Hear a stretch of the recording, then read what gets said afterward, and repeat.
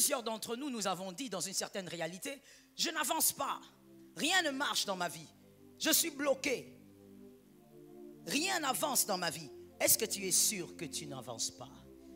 Est-ce que tu es sûr que tout est bloqué? Il y a quelqu'un qui se dit, mais attends, pourquoi je suis dans la petitesse? Dans cette petitesse, Seigneur, je manque de tout. Je suis dans la vallée. Tu es dans la vallée, mais tu ne manques de rien parce que l'Éternel est en train de faire de toi un grand gérant de la gloire. Donc, en fait, quand tu dis que tu es dans la faiblesse et que tu manques de tout, il n'y a que toi qui penses que tu manques. Mais en réalité, Dieu est en train de t'équiper pour que tu gères la gloire. Alors, comment pouvez-vous me dire que celui qui est en train d'être équipé est en train de manquer? Celui qui est en train d'équiper ne manque de rien. Alors, les fois où toi tu as dit dans une certaine réalité, je n'ai pas d'argent, je suis en manque d'argent. Oh, toi tu as mal nommé ta réalité parce que le grand berger a nommé cette réalité autrement. Et donc en réalité, quand toi tu dis, je manque, il n'y a que toi qui penses que tu manques. Dieu sait que tu n'as jamais rien manqué. Parce que Dieu t'a appris pendant ce temps à devenir un bon économe. Il t'a appris à gérer les petites choses. Voilà pourquoi je voudrais conseiller une personne ce matin. Arrête de mal nommer les réalités des autres. Arrête de mal nommer le parcours des autres. Arrête d'être dans la vallée en train de dire je n'ai pas, je manque, je pleure. Arrête de gémir, arrête de te plaindre. Les chrétiens d'aujourd'hui, on ne se plaint pas. On sait en qui on a cru. Et dans la vallée, on reçoit l'équipement. On sait que l'équipement nous amènera à gérer la gloire. Et donc, on reçoit gravement l'équipement. J'ai dit à une personne, voilà pourquoi je te l'ai dit tout à l'heure, arrête de nommer les réalités des autres trop vite. À chacun sa destinée et à chacun sa gloire.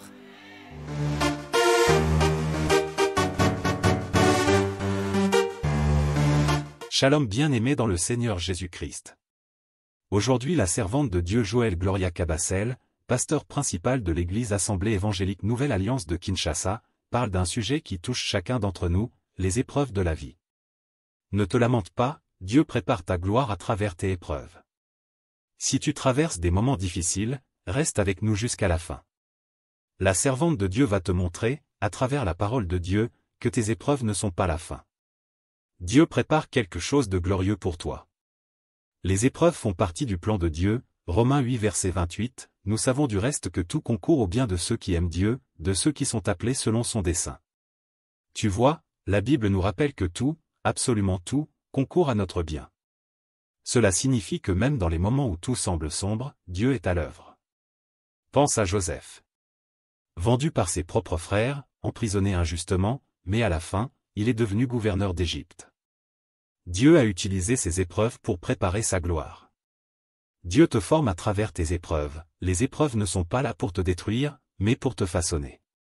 La Bible dit dans Jacques 1 verset 2 à 3, « Mes frères, considérez comme une joie extrême les diverses épreuves que vous pouvez traverser, sachant que l'épreuve de votre foi produit la persévérance. » Ce passage nous enseigne que chaque épreuve est une opportunité pour grandir, pour devenir plus fort dans notre foi. Imagine un orfèvre. Pour purifier l'or, il le passe au feu. De la même manière, Dieu utilise les épreuves pour purifier ton cœur et te préparer à une plus grande mission. Job est un exemple puissant. Cet homme juste a tout perdu, ses biens, sa famille, sa santé. Mais malgré tout, il a continué à faire confiance à Dieu. Que faire dans l'épreuve? Reste attaché à Dieu, la prière et la lecture de la parole sont essentielles. Ne te lamente pas, la Bible dit dans Philippiens 4 versets 6 à 7, « Ne vous inquiétez de rien, mais en toute chose faites connaître vos besoins à Dieu par des prières et des supplications. Garde l'espoir, ce que tu vis aujourd'hui n'est qu'une saison. Dieu prépare une nouvelle histoire pour toi. » Frères et sœurs, les épreuves sont temporaires, mais la gloire de Dieu est éternelle. Ne te lamente pas, car Dieu prépare une récompense extraordinaire pour toi. Fais-lui confiance, persévère, et tu verras sa main agir puissamment dans ta vie. Abonnez-vous, aimez et partagez afin d'apporter l'évangile de Jésus-Christ aux nations car il y aura plus de joie dans le ciel pour un seul pécheur qui se repent. Que la bénédiction de Dieu soit votre partage dans le nom puissant de Jésus-Christ. Amen. Très souvent, ce que nous avons appelé manque d'argent, par exemple, parce que je dois donner des exemples pour que tu comprennes. C'est que David voulait dire. Très souvent, ce que nous avons appelé manque d'argent. Le grand berger, Jésus de Nazareth, lui, comment a-t-il appelé ça? Il a appelé ça école des économes. toutes les fois où dans une certaine réalité, tu as dit j'ai manqué, David dans ce récit voudrait te faire comprendre que dans ton avenir, tu constateras que tu n'avais rien manqué. C'est ce que David veut te dire. David veut t'apprendre que dans ton futur, lorsque tu vas y arriver, tu regarderas derrière et tu vas remarquer qu'en réalité, quand tu disais je manquais, tu n'avais manqué de rien. Lorsque je disais, quand on dit par exemple je manque d'argent, lui le grand berger appelle ça école d'économe. École d'économe. C'est-à-dire, Luc 16, 10. Tu dis que tu as manqué d'argent alors que le Seigneur considère que tu n'as jamais manqué d'argent.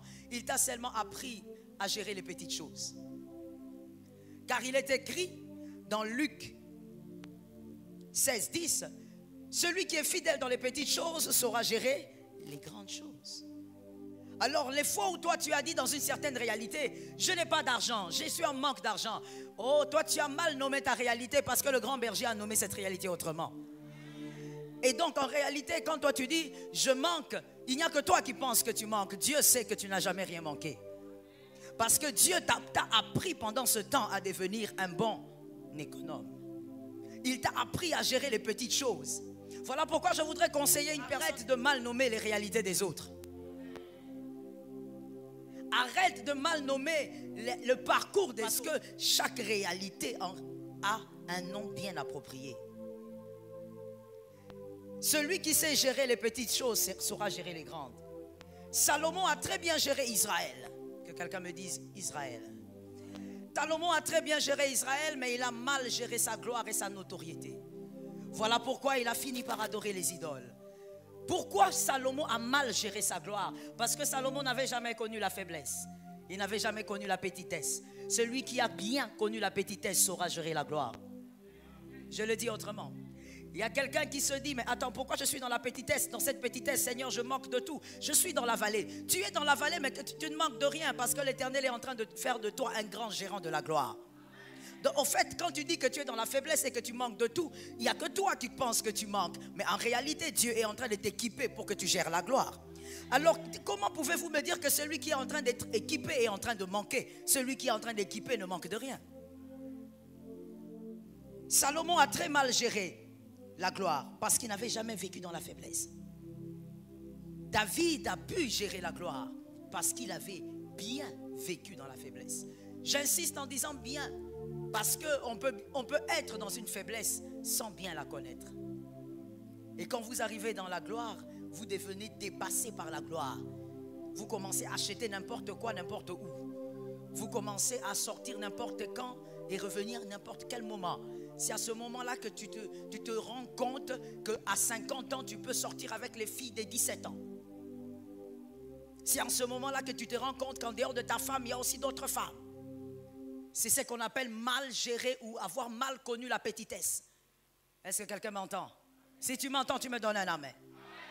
C'est ce qu'on appelle mal gérer la petitesse. Et malheureusement, au Congo, on a beaucoup de gens qui ont très mal géré la petitesse.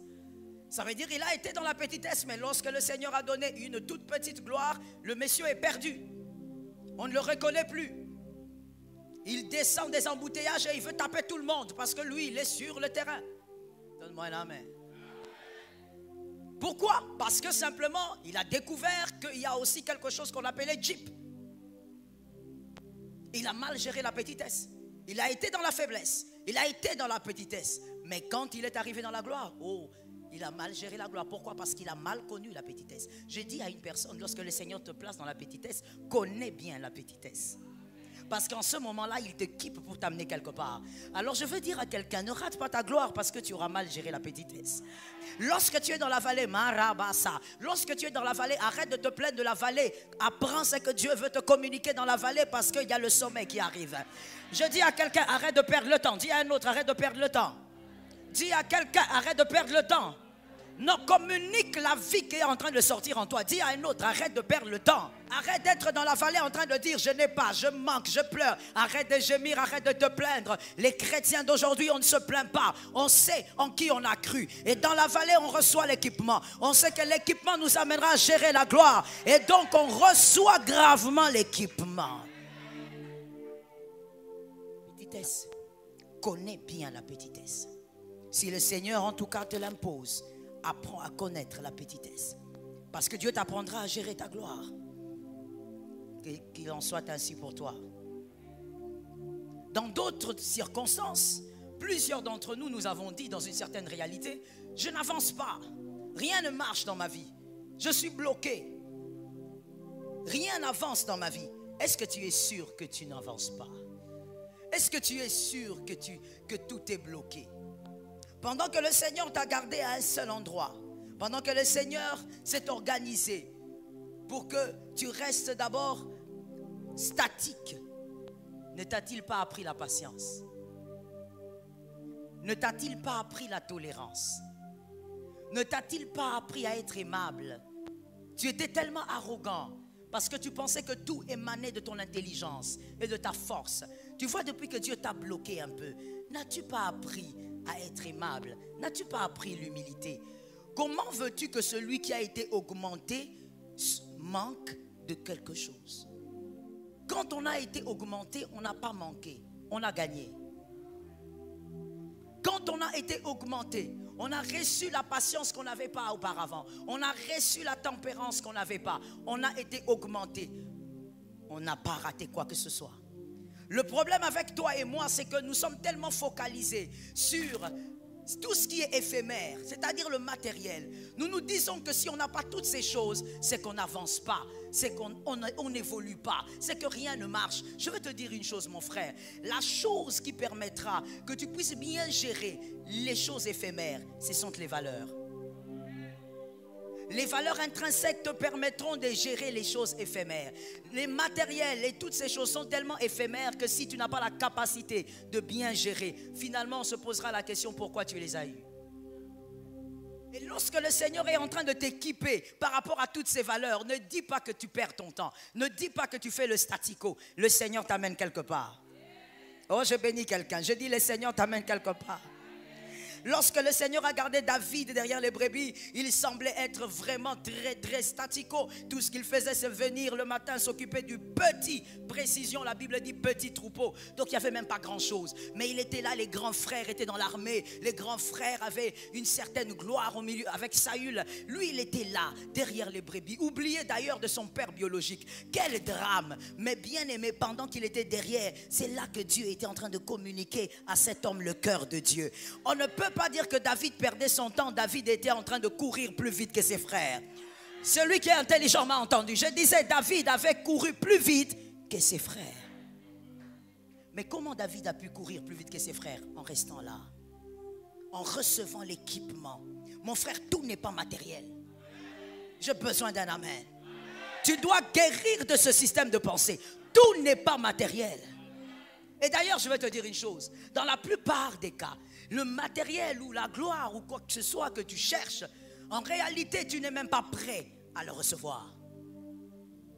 Regarde, tu as déjà du mal même à l'église de saluer humblement ton frère. Et tu dis à Dieu, Seigneur, élève-moi. Tu veux qu'il t'élève pour qu'on ne respire plus ici. Tu veux qu'il t'élève pour que... Tu veux que quoi que se passe. Même dans ta famille, on ne te gérera plus. Dans ta famille, on ne te verra plus. Le dimanche, ça sera pour jouer le golf. Tu ne seras même pas capable de venir à l'église. Tu vas prendre ta dîme et tu vas dire, non, cette dîme, elle est trop grosse pour le pasteur. Elle est tellement grosse que si je donne ça au pasteur, le pasteur, demain c'est fini, on va le trouver en boîte. Est-ce que tu me vois? Est-ce que je te vois? J'affirme que je te vois. La dîme est trop grosse. Je prends cette dîme, je veux la distribuer en 6. Comme ça, au moins, ça va calmer les cœurs des pasteurs. Toi, tu peux toucher cet argent-là. Tu as touché l'argent, ça ne t'a pas donné le vertige. C'est le pasteur qui aura le vertige en prenant la dîme. Tu n'es pas prêt pour ce que tu recherches. Dieu veut t'équiper. Toi, tu dis, Seigneur, je n'avance pas. Tu avances. Je disais, tu avances. Tu as la patience que tu n'avais pas, tu avances. Dieu a tué la cupidité en toi, tu avances. Dieu a tué la jalousie en toi, tu avances. Il a tué la haine que tu avais en toi au début de l'année. Je dis, tu avances. Tout n'est pas matériel. L'ignorance, comme je le disais, L'ignorance de notre avenir nous amène à dire aujourd'hui, aujourd'hui, il y a des choses que je manque. Mais quand tu seras dans cet avenir, tu te rendras compte que l'Éternel avait raison. Qu'il y a des choses que le Seigneur a préféré te donner à un certain temps et il a eu raison. Je suis d'accord avec ça. Ruth 1,5. Ruth 1,5. La Bible dit que Malchon et Kiljon moururent, les enfants de Naomi, les fils de Naomi. Et Ruth était la femme de Kiljon. Ruth reste veuve, une jeune veuve. Allons-y, imaginez l'histoire. Une jeune veuve, elle reste sans enfant. Si tu étais à son époque, tu aurais dit la pauvre Ruth. Elle est restée sans enfant. Il fallait même qu'elle ait un seul souvenir de son mari. Il y a des souvenirs à ne jamais avoir. Un homme intelligent a entendu. Il y a des souvenirs à ne jamais avoir. Si tu étais à son époque, tu aurais dit, il faudrait qu'on prie pour elle. Comment est-ce qu'elle n'enfante pas? Elle doit avoir son enfant. Comment est-ce qu'elle n'arrive pas à avoir son bébé? Les femmes qui se sont mariées à la même époque qu'elle ont des enfants. Et quand tu aurais appris la mort de son mari, tu aurais dit, voilà, Dieu n'aime pas cette femme, la pauvre Ruth. Bien aimée, ce n'est pas la pauvre Ruth. Tu aurais dit, Ruth a manqué d'enfants. Elle n'a jamais manqué d'enfants. Elle s'était mariée, mais elle n'a jamais manqué d'enfants. Parce que l'enfant qu'elle aurait eu avec Kiljon aurait déstabilisé sa destinée. La destinée de Ruth n'était pas qu'elle ait un enfant avec Kiljon. Sa destinée était qu'elle ait un enfant avec Boaz. Et qu'elle entre dans la lignée de la grâce. Que quelqu'un me dise la lignée de la grâce. Et donc si toi tu étais dans la réalité de Ruth, tu aurais dit, cette pauvre femme, une jeune fille comme ça, comment est-ce que son mari peut mourir sans lui laisser ne fût-ce qu'un seul enfant? Il fallait qu'elle reste avec un enfant pour contempler le visage de son mari. Elle n'avait pas besoin de contempler le visage de son mari. L'Éternel était en train de lui amener vers sa destinée. J'ai dit à une personne, voilà pourquoi je te l'ai dit tout à l'heure, arrête de nommer les réalités des autres trop vite. À chacun sa destinée et à chacun sa gloire. Ruth n'était pas en problème. Elle n'avait même pas un problème de stérilité. La preuve, c'est que dans Ruth 4,13, la Bible dit quoi? Lorsqu'elle s'est mariée avec Boaz, aussi vite, elle est tombée enceinte. Donc en réalité, de l'autre côté, là, c'est Dieu qui avait bloqué. Pourquoi Dieu a bloqué? Elle n'était pas sur le chemin de sa destinée. Kiljon n'était qu'une porte, elle allait quelque part. Mon frère, arrête de t'agiter vers la destinée d'un autre. Ce que tu vois dans sa vie, c'est peut-être qu'une porte. Il est où elle est en train d'aller quelque part. Arrête de mal nommer la réalité de celui qui est à côté de toi. Ruth, donc, s'est mariée à Boaz et elle a eu son enfant. Et c'est l'enfant qu'elle devait attendre. C'est l'enfant qu'elle devait avoir. Ainsi, après avoir eu cet enfant avec Boaz, qu'est-ce que Ruth pourrait dire si elle devait penser comme David? Elle allait dire, je me suis mariée à Boaz, avec Kiljon, je n'ai manqué de rien. Pourquoi? Parce que ce qui devait arriver est arrivé. Est-ce que quelqu'un m'entend? Des fois, nous sommes dans une réalité où on dit, pourquoi je n'ai pas telle ou telle autre chose? Non, ce n'est pas ce qui doit arriver. Ce n'est pas ça. Ça manque, mais ce n'est pas ce qui doit arriver. Je parle autrement.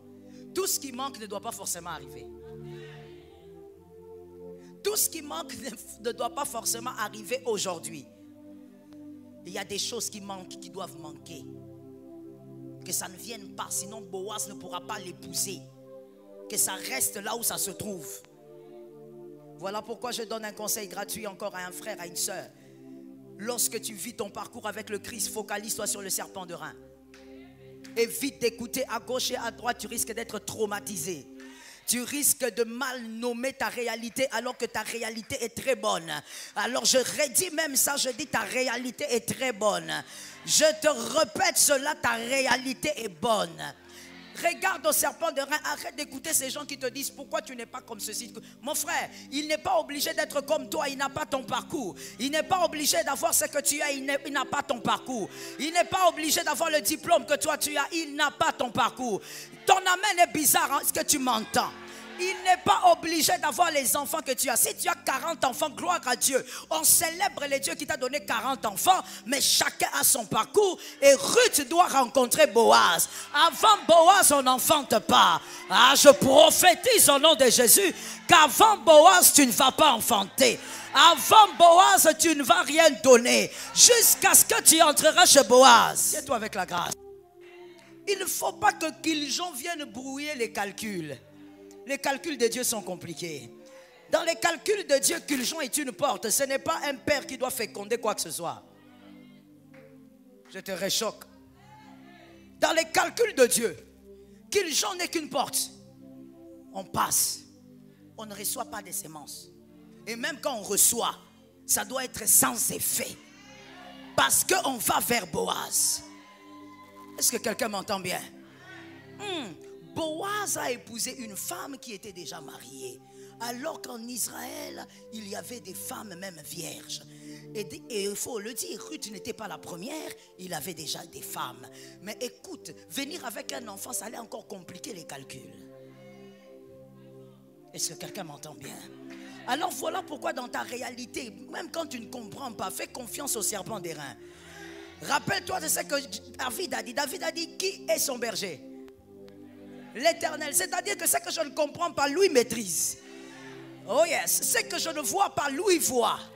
Et heureusement pour nous, l'Éternel est notre berger de manière permanente. Et c'est bien qu'il soit le berger parce que l'Éternel n'est pas le berger de bouc, il est le berger des brebis. Une brebis, elle est faible, elle dépend du berger. La brebis ne reste jamais seule, elle a besoin du berger. Alors arrête de te laisser influencer. Tu veux faire comme tout le monde, tu veux te marier comme tout le monde, tu veux avoir ceci comme tout le monde. À chacun sa réalité. Tu vas nommer ta réalité autrement. Lorsque les hommes diront tu manques, tu diras je ne manque de rien. Je suis en train de recevoir de Dieu l'équipement nécessaire. Oh non, mais comment jusqu'aujourd'hui tu n'es pas marié? Tu lui dis non et tu n'as pas bien vu. Ce n'est pas que je ne suis pas marié, parce que là tu me places dans un état. Non, c'est que je suis en train de me préparer à quelque chose. Est-ce que quelqu'un m'entend très bien? Et donc tu vas réfléchir comme David et tu vas nommer différemment les circonstances de ta vie. Que l'Éternel t'aide. Dis à ton voisin, tu vas renommer les circonstances de ta vie. Dis à un autre, tu vas renommer les circonstances de ta vie. 2 Rois 4, 8 à 14. 2 Rois 4, 8 à 14. Au verset 14, Géasi répond à Élisée.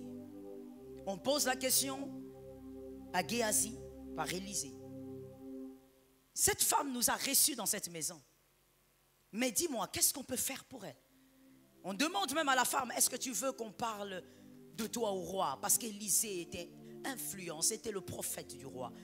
Et la femme qui dit, non, non, non, j'ai tout ce qu'il me faut. Je n'ai pas besoin de ça. Et Géasi dit au prophète, non, il y a quelque chose ici. Depuis qu'on est venu, toutes les fois où on vient, on ne voit pas d'enfant. Il n'y a pas d'enfant ici.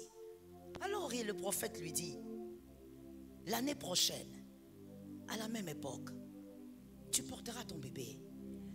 Écoute-moi très bien. Il y a quelque chose que Géasi dit là. Il dit, il n'y a pas d'enfant et son mari est vieux. Géasi. Il y a toujours des gens comme ça. Des gens qui aiment aller au-delà de ce qu'on a demandé. On t'a posé une question, toi tu dis autre chose. Son mari est vieux. Une manière de dire, Élisée, si tu ne fais pas vite, cet homme va mourir. Ça c'est un. De deux, je pense que c'est à cause de lui là que cette femme-là n'est pas enceinte. Il est trop vieux. Il n'a plus de capacité. Son mari est vieux. Élisée dit, l'année prochaine, à la même époque, tu auras un enfant. Mais je te pose une question à toi, lecteur de la Bible. est-ce que cette femme, oh my God, est-ce que cette femme a déjà manqué un enfant? Par rapport à l'enseignement, tu me diras non. Par rapport à ce que tu vas lire, tu me diras. Bon, moi, je te présente aussi une autre réalité qu'il y avait dans la vie de cette femme. C'est que la mort planait sur sa maison, alors que cette femme ne le savait pas. La preuve, c'est que l'enfant était venu, à un moment donné, l'enfant était mort. La mort planait sur la maison, alors que la femme ne le savait pas. Écoute donc la vérité. La réalité de cette femme avait certainement été nommée par plusieurs. Certainement que dans le quartier, on utilisait son histoire par certains messieurs pour terminer le thé. D'autres prenaient encore la bière en parlant de la vie de cette femme et de ce vieux homme. Mais c'est quoi la vérité?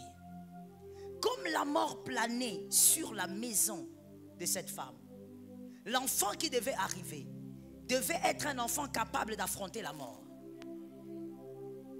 Affronter la mort, mais pas seulement l'affronter et ressusciter.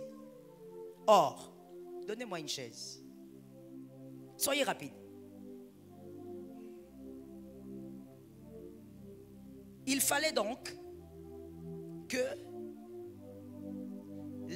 l'enfant arrive dans la maison, mais après affronte la mort, meurt et ressuscite. La sémence de l'homme est incapable de donner un enfant qui arrive, qui affronte, qui meurt et qui ressuscite.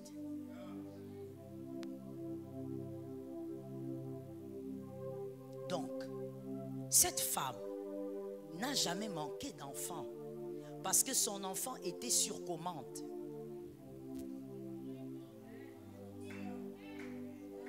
L'enfant était un enfant qui allait arriver, affronter la mort, mourir et ressusciter. Cet enfant devait être le produit de la semence humaine et de l'onction. Mais il y avait un problème. La femme n'avait que la sémence de l'homme. Il n'y avait pas d'onction.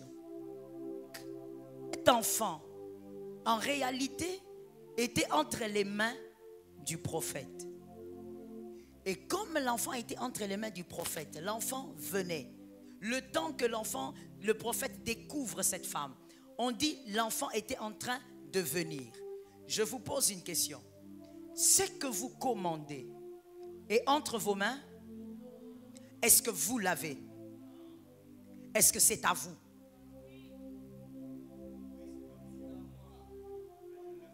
On va faire ça soft. On va faire ça tout doucement. Madame Sandrine, rentrez. Elle va faire du sport ce matin.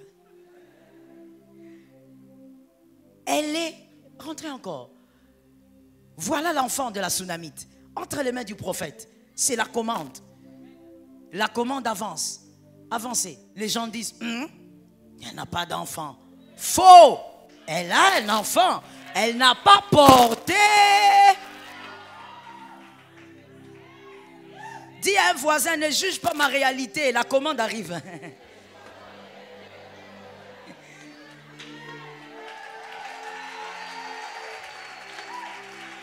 Ne juge pas la réalité de l'autre. Il y a des commandes que toi tu ne connais pas.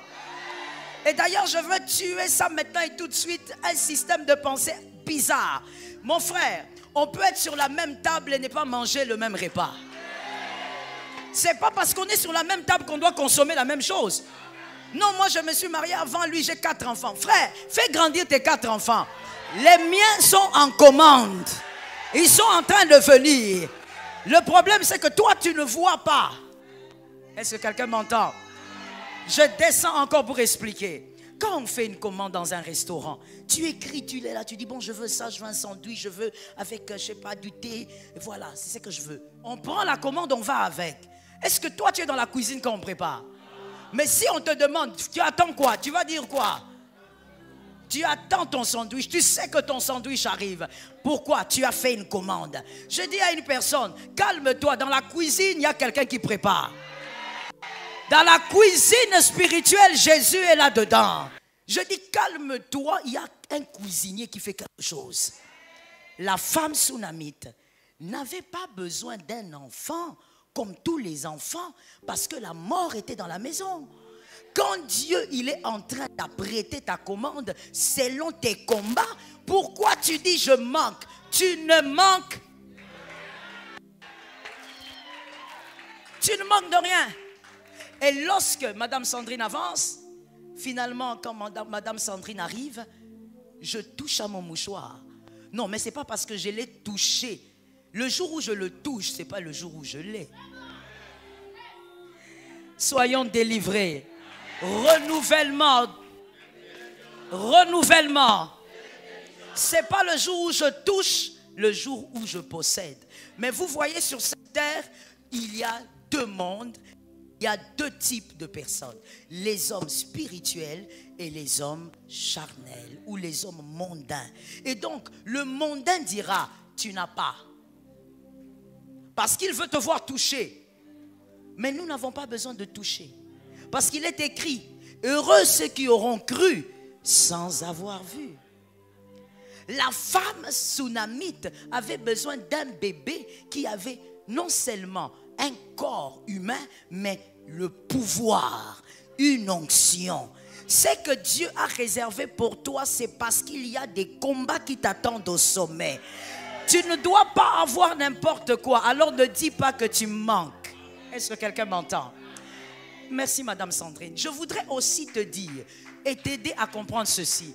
Tu dois avoir la liberté, que quelqu'un dise liberté.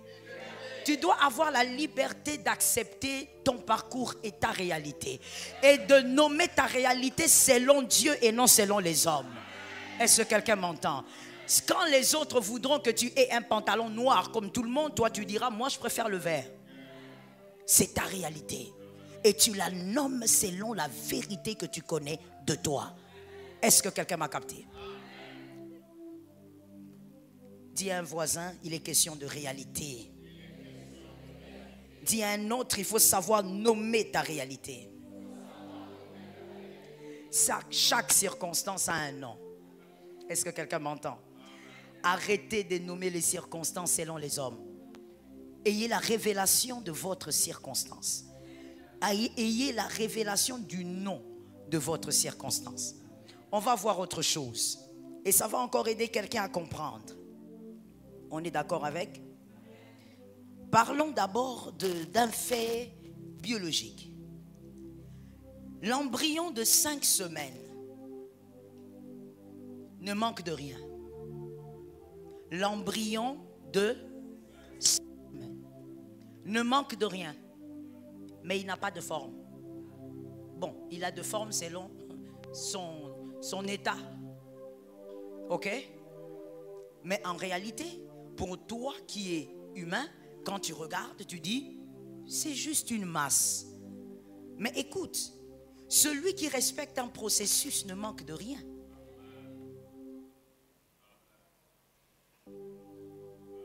Oh my God. Ce culte-là, il est difficile. Il est difficile. Celui qui vit un processus ne manque de rien. Même si ici, toi, tu penses que le fait que tu n'aies pas du lait, c'est manquer. Mais en réalité, tu ne manques de rien parce que tu es dans un processus. Je disais, l'embryon de 5 semaines ne manque de rien. Si on pouvait projeter ça, tu allais voir, tu allais juste voir une masse et tu allais dire, mais où sont les pieds, où sont les mains? Non, mais selon sa réalité, cet embryon ne manque de rien. Pourquoi? Parce qu'il est dans un processus. Quand ça devient un fœtus de 7 semaines, le fœtus a un cœur qui bat, mais il n'y a pas des pieds. Pour toi qui veux voir des pieds, il n'y a pas. Mais selon sa réalité appelée fœtus, il ne manque. Si dans sa réalité, cobaye, Si dans sa réalité, en tant que fœtus, il a 2 pieds, 2 mains et tout ce qui va avec, ce n'est plus un fœtus, ça devient un enfant. Et donc, il quitte sa réalité. Dans sa réalité, il est très normal. Regarde le voisin et pose-toi la question, pourquoi je pense que cette réalité n'est pas normale? Celui qui est dans un processus ne manque. L'embryon doit rester embryon. Ça ne peut pas commencer autrement. Si ça commence autrement, on va tous fuir. Et en quittant de là, il doit devenir fœtus. Si il saute cette étape aussi, ce n'est plus normal. Nous allons tous fuir. Il doit respecter le processus. Alors pourquoi tu penses que celui qui respecte le processus manque de quelque chose? Il ne manque de rien. Il est en train de respecter le processus. Et il est en train d'aller vers ce qu'il doit devenir. Puisque tu vas vers ce que tu dois devenir, arrête de te laisser intimider par le voisin. Tu ne manques de rien. Tu n'as jamais manqué de quoi que ce soit. L'Éternel est mon berger. Et pour toi qui es venu à temps, je l'ai dit, quand on dit je ne manquerai de rien, c'est dans le futur, mais en réalité dans ce futur, tu vas constater que dans le passé, tu n'as manqué. David était un grand prophète. Il parlait d'un futur tout en voulant exprimer un passé. Je ne manque de rien. Comment toi tu peux dire à un embryon, où sont tes pieds? Où? Si l'embryon pouvait parler et te dire, c'est quoi ton problème? Je veux que quelqu'un d'intelligent me réponde. Si l'embryon, tu voyais l'embryon, et si c'était possible que tu dises, mais comment tu n'as pas de forme? Où sont tes mains? Où sont tes pieds? Où tout ça? L'embryon t'aurait répondu en disant, je m'appelle. Très bien. C'est-à-dire en d'autres termes, je dis comment je m'appelle, ça devrait te parler. Mais si tu ne comprends toujours pas, va te renseigner sur ce que c'est un embryon.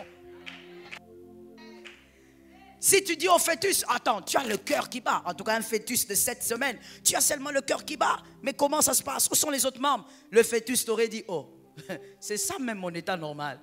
C'est même ça là, mon état normal. Parce que je n'ai que 7 semaines, et à 7 semaines, je dois ressembler à ça. Je dis à quelqu'un, tu es dans le couloir de ton parcours. Tu es dans le couloir. Je dis, le processus est normal. J'ai aimé cet amen. Le processus est normal. Toi, tu fais un bébé, mon frère. Imaginons, tu fais ton bébé avec ta femme et tu poses le bébé dans le berceau, il a peut-être 3 mois. Et le matin, tu te réveilles, tu dis que bon, tu vas aller câliner le bébé. Tu ouvres comme ça, tu vois un monsieur avec des barbes assis. On fait comment? Ne m'appelle pas. Efface mon numéro de téléphone. Parce que même si tu m'appelles, je ne viendrai pas. Un grand monsieur là, assis là, au milieu de nulle part. Alors que toi, tu as laissé un bébé. Monsieur, tant qu'il s'appelle embryon, il doit avoir cette forme-là. Quand il s'appelle fœtus de 7 semaines, il doit avoir cette forme. Laisse-lui aller vers son processus et vivre le processus. Tu es en train de vivre ton processus normalement. Écoute-moi bien. Enoch, viens. Le problème avec toi et moi, donnez-moi un autre micro. Le problème avec toi et moi, c'est que au lieu de vivre le processus, vous êtes ici, vous êtes moi. Au lieu de vivre le processus normalement, calmement, vous regardez là-bas. Vous regardez, vous dites, mais comment lui il a une chemise? Comment sa chemise est grise? Comment lui son pantalon est gris? Pourquoi moi ma robe elle a cette couleur? Mon frère, processus. Il a suivi le processus de son parcours. Toi aussi, suis le processus de ton parcours. Comment toi, tu peux vouloir avoir cette chemise? Ma soeur, si on te donne cette chemise, tu vas porter? Comment tu veux vouloir avoir sa chemise? Lui, il suit le processus de son parcours. Toi aussi, tu suis le processus de ton parcours. Ce qui nous tue, c'est qu'on aime regarder à gauche et à droite. On regarde tellement qu'on regarde même les cheveux. Pourquoi moi, je n'ai pas des cheveux soyeux comme ça? Mon frère, comment tu auras des cheveux soyeux comme ça? Est-ce que tu n'as pas vu la qualité des cheveux crépus qu'avec tes grands-pères? Comment ça sera soyeux? Il faut t'aimer, mon frère. Va acheter les gels, mais tout ça. Ça va adoucir un peu. Ça veut dire qu'on regarde tellement à gauche, à droite qu'on veut envier même ce qui n'est pas enviable. On envie même ce qu'on n'aura jamais. Parce que ça n'a rien à voir avec le parcours. Je dis, reste sur ton chemin et respecte le processus. Et quand quelqu'un est en train de vivre sa vie, ma soeur, il ne faut pas traumatiser les gens ici. Je t'assure, ne traumatise pas les gens ici. Oh, moi, je me suis mariée à 17 ans. Maman, ça c'est toi. Regarde comment même comment tu as des rides, maman. Tu vois comment tu es fatiguée. Hein? Tu t'es fatiguée très tôt. Tu veux que toutes les filles se marient à 17 ans. Mais non. Chacun a son parcours. Et elle respecte le processus de son parcours. Ah, j'interdis au nom de Jésus à un pasteur de cette assemblée de traumatiser les fidèles en disant tu es en retard. Il n'est pas en retard, il respecte le processus. Que chacun respecte le processus. Voilà pourquoi on n'est pas les mêmes jours. Et même quand on est les mêmes jours, ce n'est pas la même heure. Même pas la même seconde. Même les jumeaux ne sortent pas la tête en même temps. Il y a quelqu'un qui sortira la tête avant. Arrête de regarder comme ça, à gauche, à droite. Mon frère, tu risques d'inviter même les esprits de vol. Tellement que tu as envie, tu regardes. Pourquoi lui? Pourquoi pas moi? Oh, il s'est marié. Ah, à peine s'être marié. Il a acheté une voiture, à peine. Et puis, sa femme est enceinte. Et alors, chacun son parcours. C'est l'embryon, toi peut-être que tu es fœtus. Reste à ta place, chacun a son processus. Qui a dit amen? Qui a compris qu'il doit respecter son parcours? Nomme ton parcours, nomme les circonstances de ta vie par la révélation de Dieu. Quand les hommes diront, écoute, tu ne fais rien, dis-leur, je ne fais pas rien. Je suis en train d'emmagasiner la tolérance parce que j'en ai besoin. Je cultive la tolérance. Parce que si tel que je suis, Dieu me prend et me donne ce que vous cherchez, je ne resterai pas là-bas. Que l'Éternel te donne la victoire. Merci, monsieur Enoch. On va voir autre chose. Madame Sandrine, amenez-moi à monsieur Enoch, j'aurai besoin de vous. Amenez-moi ce tissu et cette chemise. Regardez encore ce qui se passe. L'Éternel est mon berger, je ne manquerai de rien. Alors, donnez à monsieur la chemise. Donnez-moi le tissu. Merci. Alors, regardons. Monsieur, avancez par ici. Pourquoi vous fouillez? Non, non. Ah, d'accord, merci. Alors, prenons même le plus petit. Regardons bien. Ouvrez votre chemise. Tournez là. Ça, c'est un tissu. Joli tissu d'ailleurs. Bon, pour toi qui n'aimes pas les couleurs, tu trouves que c'est trop. Ouais, ça dépend. Les goûts et les couleurs. Voilà. Et de l'autre côté, il y a une chemise bien cousue. Le processus. Ça, ce n'est qu'un tissu. Il pourra finir comme ça. Ok? Il pourra finir. Mais dites-moi, il manque de quoi? Ah bon?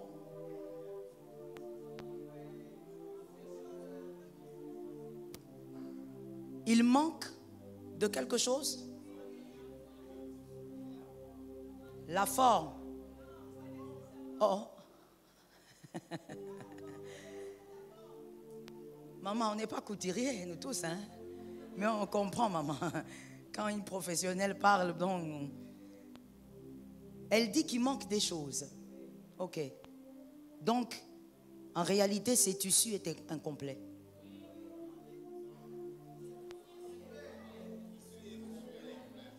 Bon, pourquoi vous ne répondez pas? Vous savez que quand je regarde comme ça, je peux savoir comment tu étais à l'école. Surtout cette rangée ici, je ne vous comprends pas. Hein? Ce côté ici. Ça veut dire que vous êtes seulement en train de regarder. Ah! Je pose la question. Ce tissu est complet ou pas? Il est complet? Tel qu'il doit être, il est complet?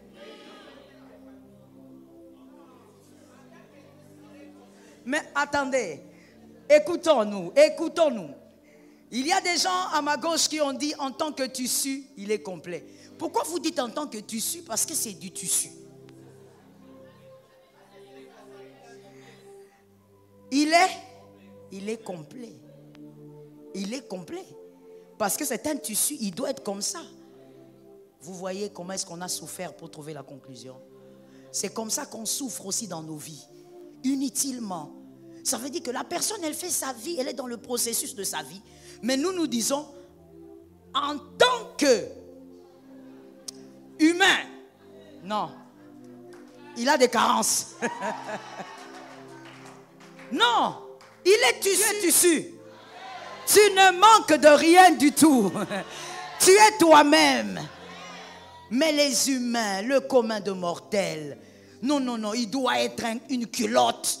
Comment il est tissu? Mais il est tissu. Regardez, en réalité, même en tant que tissu là,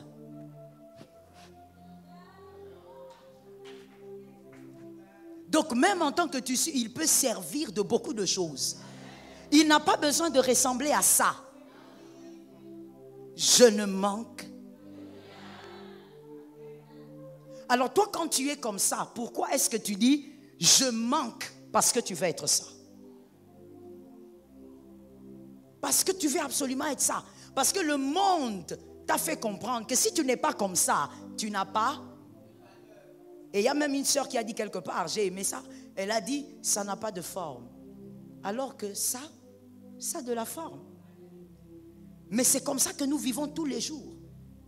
Nous sommes chrétiens, mais nous n'arrivons pas à nous délivrer de ça. Tu as une forme, mais tu t'es laissé convaincre que tu n'en avais pas. Tu as une forme, mais tu t'es laissé convaincre que tu manques de beaucoup de choses.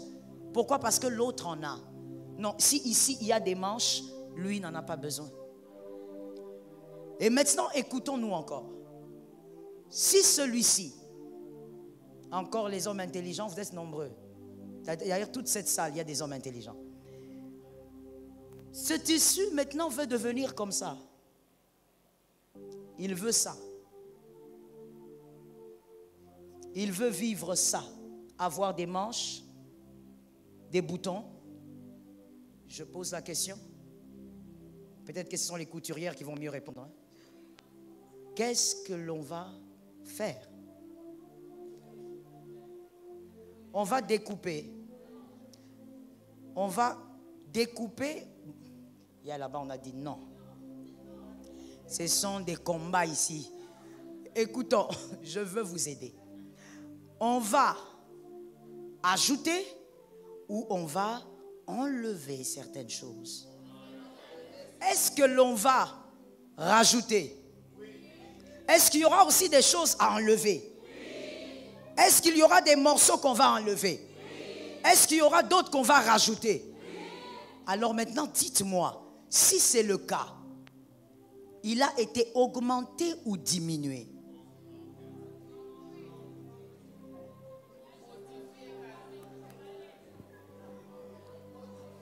Non, augmenté ou diminué? Il y a la modification, la transformation, même la métamorphose si vous voulez. Mais moi je veux savoir s'il a été augmenté ou diminué.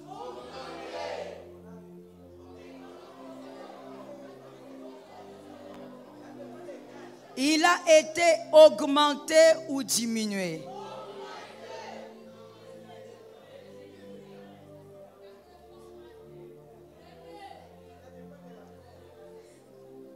Écoutons-nous. Ici, il ne s'agit pas, écoutons-nous, il ne s'agit pas ici de savoir si la chemise sera petite ou grande. Il s'agit seulement de savoir, pour qu'elle devienne comme ça, est-ce qu'elle doit être diminuée ou augmentée?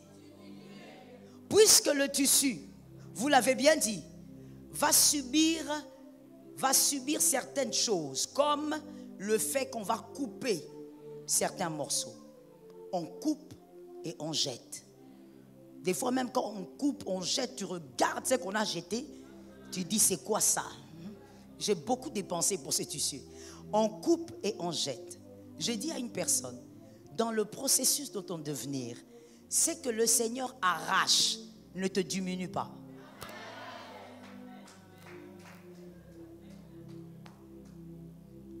Je veux vous expliquer. C'est que le Seigneur enlève, ne te diminue pas. Même s'il prenait 5 ans en te gardant au même endroit pour enlever certains morceaux de ton caractère, ça ne te diminue pas. Parce qu'en enlevant, il va ajouter, mais ce qu'il ajoutera va changer ton prix. Est-ce que quelqu'un m'entend? Ce qu'il ajoutera va faire quoi? Lorsque tu vas acheter ces tissus, oui, peu importe le prix, si tu veux avoir une chemise, je te pose une question simple et tu vas comprendre, et c'est là que je veux clôturer. Si tu veux acheter, tu veux avoir une chemise, tu mets l'argent dans ta poche ou tu vas encore dépenser? Donc c'est-à-dire qu'en réalité, la chemise n'a plus, le tissu plutôt, n'a plus le même prix. Le prix augmente alors qu'on va couper, alors qu'on va arracher, mais parce qu'elle va changer de forme, elle n'a plus le même prix. J'ai dit à une personne, tu n'as jamais été en retard, ton prix a changé. Tu n'as jamais eu un problème de retard, ton prix a changé. Tu n'as jamais manqué de quoi que ce soit. Dieu est en train de changer ton prix. Que l'Éternel te bénisse. Que Jésus bénisse sa parole. Tiens-toi debout, tu vas parler sur ta vie. Tu vas parler sur ta vie. L'Éternel est tellement bon. Toutes ces années-ci, est-ce que quelqu'un a réalisé qu'il n'a jamais manqué de rien? Oui, il faut simplement renommer les circonstances. Tu n'as jamais manqué de rien. Lorsque tu penses à ton passé et où est-ce que tu en es aujourd'hui, tu vas réaliser que tu n'as jamais manqué de rien. L'Éternel a simplement utilisé chaque présent pour imposer des choses en toi, pour arracher et pour ajouter, pour faire de toi un homme, une femme différente. Est-ce que nous pouvons légèrement lever nos mains et nous entrons dans les actions de grâce? Nous remercions le Seigneur pour tout ce qu'il a fait, tout ce qu'il a fait de nous, tout ce qu'il a fait pour nous. Nous remercions le Seigneur pour le parcours. Nous n'avons jamais manqué de rien. Bien-aimé, si tu sais que tu as été blessé par une circonstance de ta vie et que ça t'a vraiment déstabilisé, que jusqu'aujourd'hui, tu portes les stigmates de ce que tu avais vécu, tu vas mettre la main droite sur ta poitrine. Je vais prier pour toi. Et toi qui n'es pas concerné par ce sujet, tu vas demander au Seigneur de garder ta foi. Que dans l'avenir, tu ne tombes pas dans le piège. Que dans l'avenir, tu ne sois pas dans les plaintes alors que Dieu maîtrise ce qu'il fait dans ta vie. Si tu n'es pas concerné par ce sujet, prie pour ta foi. Je vais prier pour ses frères et sœurs. Saint-Esprit, Esprit de vérité, je te recommande mon frère, ma sœur. Je te recommande mon frère, ma sœur. Tu as toujours été son berger.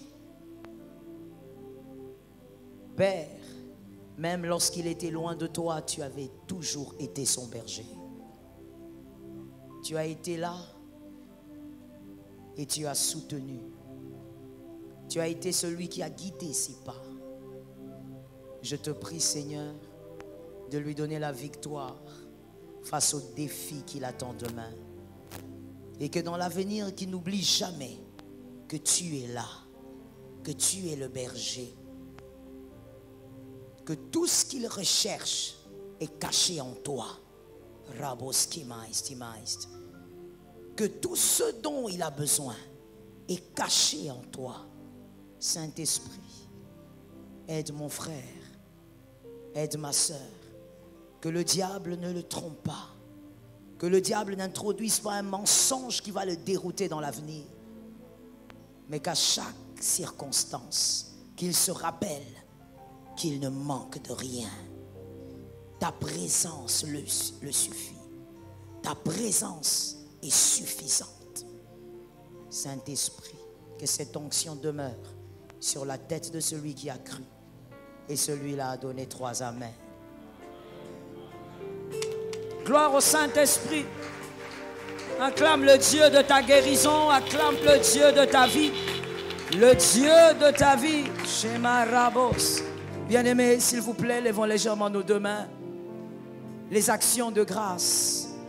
Dieu aime les actions de grâce. Lorsque Christ avait guéri les 10 lépreux, un seul est venu dire merci. Jésus a posé la question, où sont les autres? Jésus aime les esprits reconnaissants. Nous allons déclarer cette fois comme un seul homme, Seigneur, je te dis merci pour tout ce que j'ai vécu. Et ensuite, que chacun entre dans son couloir d'action de grâce. On y va, 1, 2, 3. Seigneur, merci pour tout ce que j'ai vécu. Seigneur, merci pour tout ce que j'ai vécu. Seigneur, merci pour tout ce que j'ai vécu. Seigneur, merci pour tout ce que j'ai vécu. 5, 6, 7. Rends grâce au Saint-Esprit. Rends grâce, rends grâce. Rabashaya bababa. Rebaché amaba. Merci Jésus. Seigneur, je te remercie. Tu as été capable de faire du bien au-delà de mon imagination, au-delà de ce que j'espérais. Même lorsque tu avais permis les larmes, c'était pour mon bien. Même lorsque tu avais permis le rejet, c'était pour mon bien. Lorsque tu avais organisé la solitude, c'était pour mon bien. Je te remercie aujourd'hui. C'est aujourd'hui que je me rends compte, bien en retard, mais je me rends compte que tu avais raison. Rabasabababo, Rabashekaya Remasete, Rabasama. Merci Jésus pour tes bontés. Merci Jésus pour tout ce que tu m'as donné. Merci Père pour ce que tu refuses de me donner. Merci pour ce que tu ne me donneras pas. Merci pour ce que tu as décidé de faire dans ma vie. Pour ce que tu as décidé de ne jamais faire. Je te fais tellement confiance que Seigneur, je dis merci et je suis d'accord. Parce que je sais que toi tu as les calculs de ma vie entre tes mains. Tu as écrit ma destinée. Tu as ma vie entre tes mains.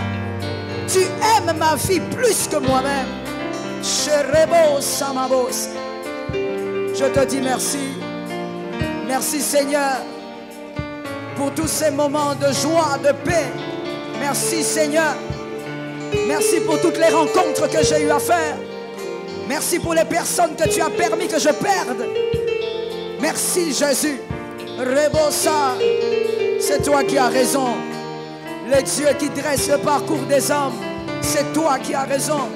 Les dieux qui connaissent le lendemain, c'est toi qui as raison. Entre dans les actions de grâce, mon frère. Ne le fais pas avec timidité. Entre dans les actions de grâce. Tout ce dont j'ai besoin se retrouve entre les mains de celui qui est avec moi. Ta fidélité, Père, m'a démontré que je n'ai jamais manqué de rien. Rabasekaya Rabasa. L'Éternel est bon. Dieu, tu es admirable. Merci pour tout ce que tu as fait.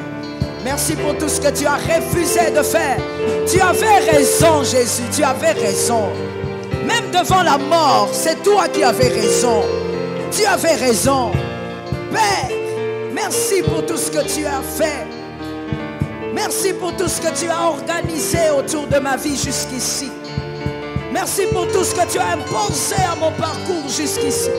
C'est toi qui as eu raison. Rebo Sama Rabaseka, Shirebo Seta. Tes bontés, Seigneur, je le réalise aujourd'hui. Oui, Saint-Esprit, je le réalise en regardant mon passé. Je me rends compte que tu avais raison, que tous tes calculs étaient exacts. Aide-moi, Seigneur, à garder ma foi pour l'avenir. Que je ne me trompe pas comme je me suis trompé hier. Aide-moi à garder ma foi, Seigneur, pour le lendemain. Avec toi, je ne manque de rien. Avec toi, je ne manque de rien. Toi qui sondes les cœurs et les reins, toi qui me connais mieux que moi-même, tu sais de quoi j'ai besoin. Je ne manque de rien.